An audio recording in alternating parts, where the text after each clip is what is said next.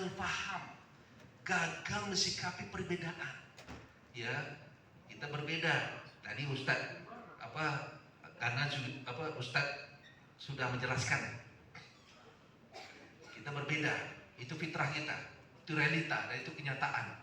Tetapi ketika Anda direkrut, Anda dibuat paling benar, ya, karena setiap hari baca Al-Quran. Tengok teman yang lain tidak baca Al-Quran kan?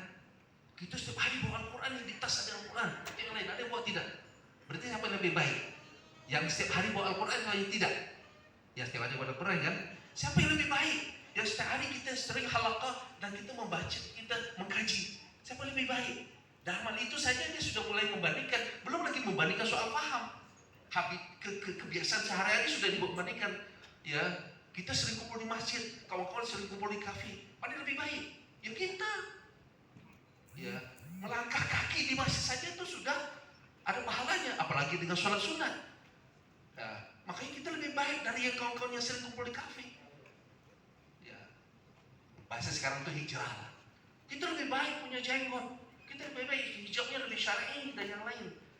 Jadi di situ awal mula terus dia membanding-bandingkan bahwa kita itu lebih baik secara fisikal, secara kebiasaan, secara perilaku. Setelah kita di bawah hal tersebut. Belum lagi masalah paham. Kita lebih baik karena kita ingin menjalankan Islam. Kita ingin melaksanakan Al-Quran. Ya, pemerintah saja tidak baik karena tidak menjalankan undang-undang Islam.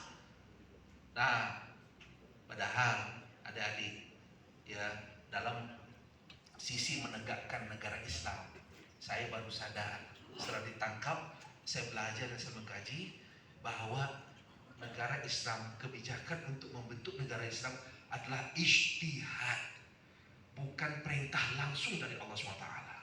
Tetapi para perekrut-perekrut itu telah membuat kita meyakini bahwa ini adalah perintah Allah SWT. Ya, ayat yang disebut surah Al-Maidah itu, ya, itu kalau kata Ibnu Abbas dalam tafsirnya kufran duna kufrin. Memang kafir tetapi tidak keluar dari Islam perilakunya. Ya, silakan baca tafsir hal tersebut. Ya, kita yang membuat saya terpapar dan saya terbawa karena saya langsung membaca letternya, terjemahannya langsung, ya, kemudian meyakini dan ingin melaksanakan. Ya, sama seperti yang pelaku penyerangan di Polda kemarin itu. Mereka menggunakan ayat Al-Quran. Di saat mereka bilang, ya, kita ingin berjuang, kita ingin berjihad, kita ingin amaliyat. Kalau amaliyat itu berarti mati syahid.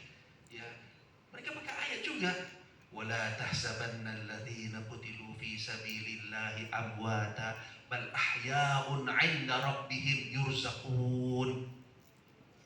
Kalau ketemu orang yang fasih baca Al-Quran kan, wih, keren ini. Ya, saya sebenarnya tidak biasa pakai peci. Setiap hari saya pakai peci karena acara saja saya pakai peci. Saya juga tidak biasa pakai gamis karena saya bukan ustaz. Ya, tapi kalau merekrut saya fasih dalam bahasa Arab saya bisa. Orang paling yang namanya cinta itu kan ada cinta pandang pertama. Betul tidak? Pernah alami? Oh, ya, alhamdulillah. Normal itu Bu ya. Ya. Ya. Lihat saja, waduh sudah senang. Dengar saja bahasa, wah senang. Ya. Itu bermula. Ketika seseorang itu datang pakai peci, pakai gamis, janggutnya, jidatnya hitam, lalu fasih baca Al-Quran, hafal Al-Quran banyak, hati kita sudah bilang, wah ini ustaz, wah dia pandai agama. Ya, jangan terpengaruh, don't judge by the cover. Jangan menghakimi dengan cover orang. Ya, saya kalau bisa pakai surban langsung dipanggil kiai. Mana dari dulu jenggot saya kecil begini sampai istri saya protes, kenapa tinggi jenggotnya dicukur begitu? Saya bilang dari dulu juga saya begini. Ya, jadi don't judge by the cover.